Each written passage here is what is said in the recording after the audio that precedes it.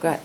Okay, so today I'm talking about metabolic damage and its correlation to people that compete in physique competitions or bodybuilding.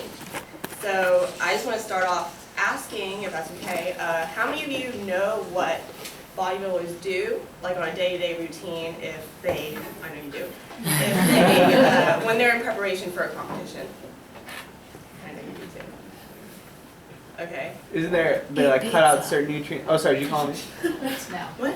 No, go ahead. So what do you think of what they do? They cut out certain nutrients in their diet. I heard that they don't eat, they don't drink a lot of water, and they have like a lot of salt to make them swell up, right? Or is it the other way around?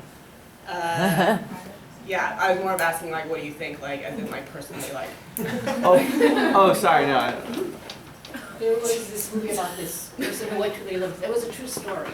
And her trainer, and she went and trained with him, but the mental and emotional and physical amount of output was completely draining, and it took a toll on her family and her identity, her self-identity, all that. Absolutely. Something like that. Yeah, that's more like what I was looking for, like, because it is. So I made this presentation kind of assuming that a lot of people don't know what they do on a day-to-day basis. So what I'll be talking about is giving you a little, like, background on what they do, what metabolic damage is, how it occurs physiologically, and also as like future RDs in this room, if you do come across a person that does compete in bodybuilding, kind of like techniques maybe so that you could provide so that they could maybe possibly, hopefully prevent metabolic damage. So what they do on a day-to-day basis. So these two pictures here are an example of my exact diet for a certain amount of time when I was in competition prep. I don't know if you can really see it. So what they do is everything's very regimented. You eat what you're told to eat, how much you eat, when to eat. When I was in competition prep, 2014, the day-to-day thing that I would do is I'd get up at 4 or 4:30 in the morning.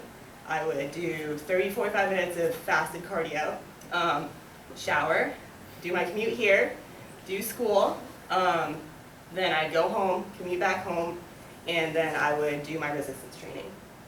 And between all that time, I would eat what I was told to eat, when to eat, how much to eat.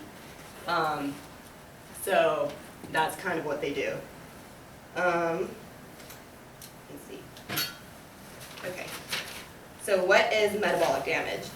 It is the condition where the nervous, endocrine, and immunological systems lose their ability to function properly due to extreme weight loss measures or repeated dieting, also known as neuroendocrine immune dysfunction. So what does this look like in a bodybuilder? Picture on the left was taken day of competition. Picture on the right was taken anywhere between a month to a month and a half after competition.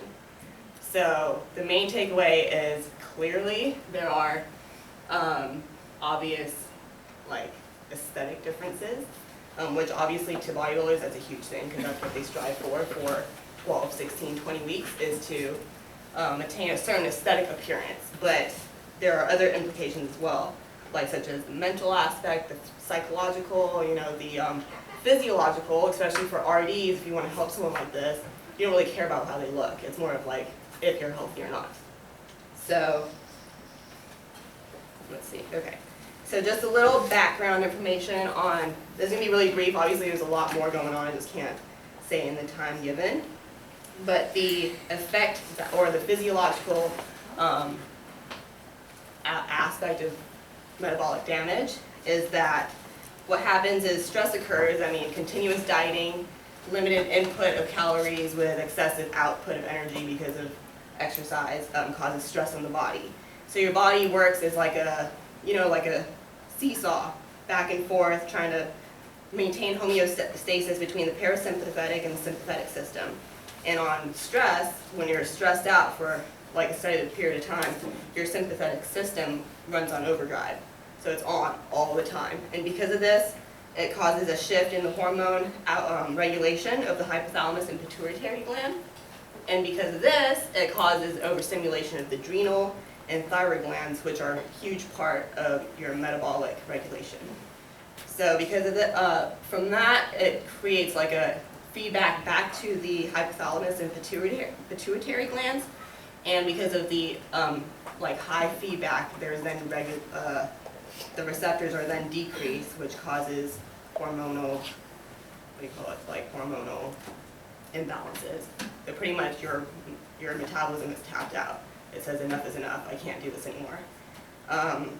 Which then, with regards to bodybuilders, when they get off competition prep, they eat a lot more calories than they were used to, but their metabolism isn't able to break it down, so then they gain a lot of weight. Also, because of that, digestive dysfunctions happen because the parasympathetic system is not working, which causes malabsorption, causes, like, what do you call it, like, they have sensitivities to foods that they didn't used to have sensitivities to. Like, for example, after one of my shows, I ate a whole pint of ice cream. Come to find out, I had become lactose intolerant. So that was not a good idea. It was not fun. It tasted amazing, but it was not a good time. So counseling techniques, which is on your handout, just some suggestions if someone's come up to you and was like, I don't know what's going on, I don't know what to do. The first and foremost thing is keep your mind off of food. Try to redirect yourself to doing something else. So what I found myself doing a lot is I clean. It's called putzing. Clean, clean, clean. Get your, you know, instead of like, oh, I want to eat a whole pizza. No, I'm going to go clean my kitchen. I also colored. No joke. I printed out Disney character or whatever's and colored it. I went out on walks. I mean, I can't tell you, my dog would be like, again? You're coming with me, I'm not gonna go eat. So keep your mind off of food as much as possible, because once you take that one bite, it's gonna lead to another, and another, then metabolic damage occurs. Also, another thing is have someone keep you accountable. I wish I had thought of this, but I wish I told my coach I want to take pictures every week after my competition. Keeps me accountable, keeps someone, you know, someone looking at you, kind of keeps you like, okay, I have to be careful. You know, that could lead to every 2 weeks, every 3 weeks, until you kind of gain control, instead of going absolutely crazy.